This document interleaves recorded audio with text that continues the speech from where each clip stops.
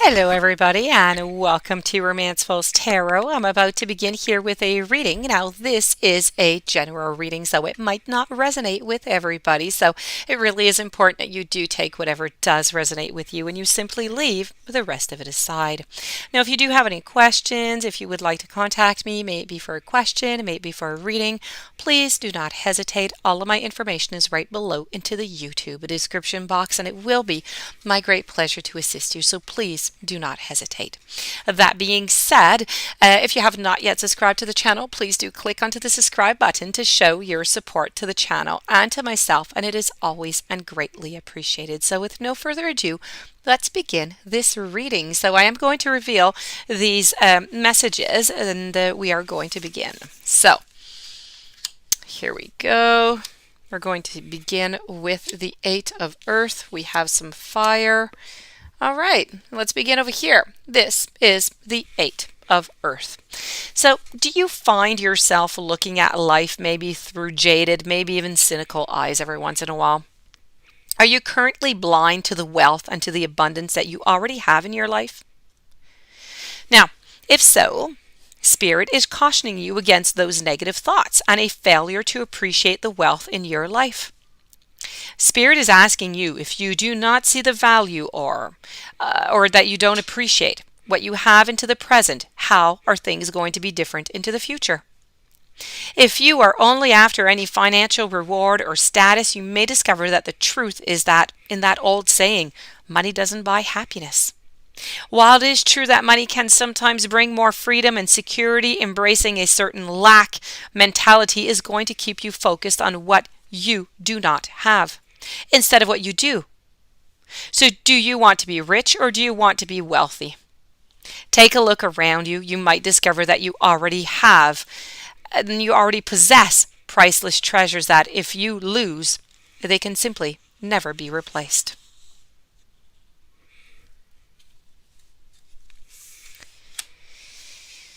Moving over now to the Seven of Fire. Now, I have to say, divination means to foretell or to predict the future, okay? And sometimes our intuition, because this is a lot about intuition, is guiding us. And at other times, it is a simple awareness that is born of observation and just, paying attention.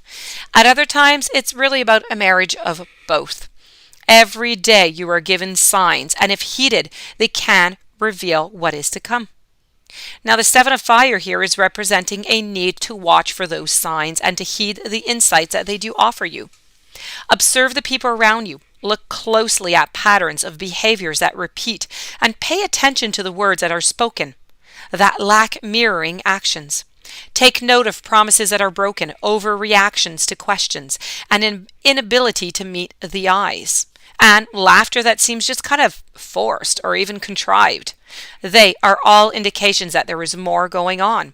You need to learn to watch, learn to listen, heed what your observations and senses are telling you. And if you have a tendency to dismiss them, don't. And don't ignore them. If your gut tells you something is not as it seems, then please look beyond the surface and see what is truly there. And then you need to address it. This message by Spirit is cautioning you against being dismissive. Pay attention, look, observe, discern the truth, address the contradictions and inconsistencies. See the signs, even the ones that might seem a little bit obscure and maybe insignificant.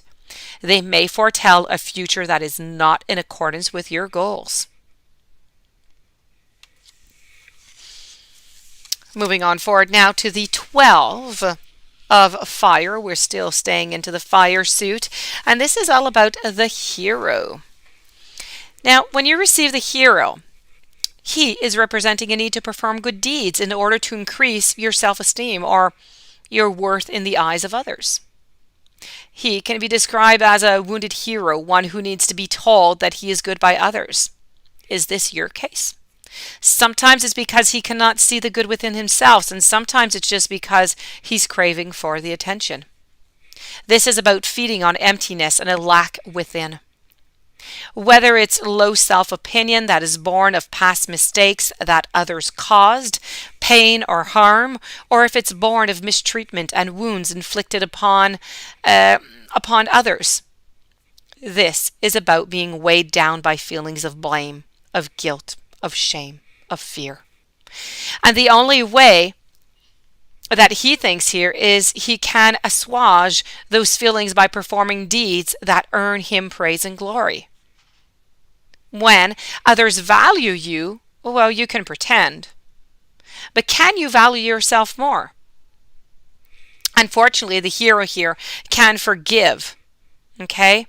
He can only forgive himself over those who hurt him, and he is not going to find that peace. He is doomed to go on to the quest of salvation all the way to the next. So, what about you?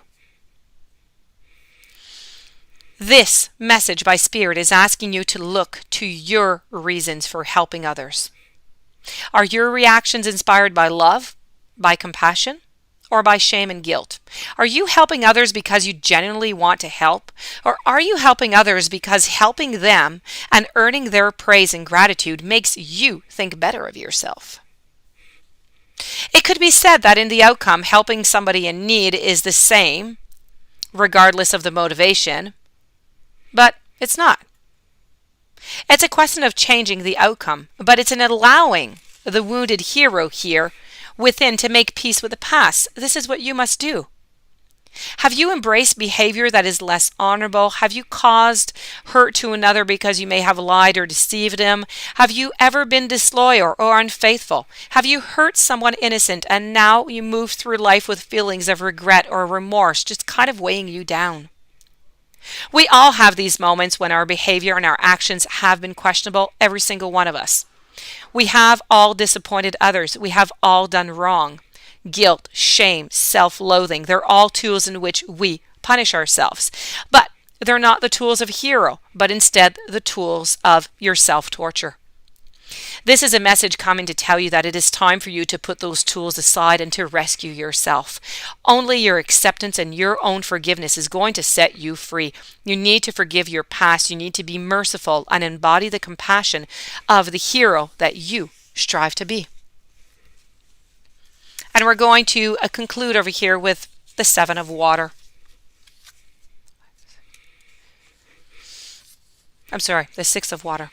So, the 6 of water here, very simple message and meaning. It does not serve well to give in to the desire to hurt anybody just because we believe that somebody is deserving of it. It doesn't matter what that person has done to you. We may feel that it's justified, or that the purpose does act as a spiteful retaliation, but no, okay? You need to be very, very careful. This message here, the 6 of water, the 6 of emotions here, is trying to tell you that if somebody has harmed you in some kind of way, and may it be anger, may it be jealousy, it does not matter what emotion it is that you are feeling right now, revenge is never the key. This is about cautioning against embracing pettiness and retaliation, regardless of the circumstances. There is always a better option than the act of spite. Anger used in this manner is rarely beneficial, and it is not healing whatsoever. Instead, it perpetuates suffering. So there are none who can remain untouched when that is offered. So this is you're just going to be marked by it. You're going to be inflicted by it. You need to let that go if that is something that you're thinking about. If revenge is desired, the best revenge we can mete out to anyone who has hurt us or upset us is to remain peaceful and emotionally detached. We can choose to be kind to ourselves to end our own suffering by walking away and investing our time and our emotions in something that is so much more worthy. Forget about the other. This does conclude your reading.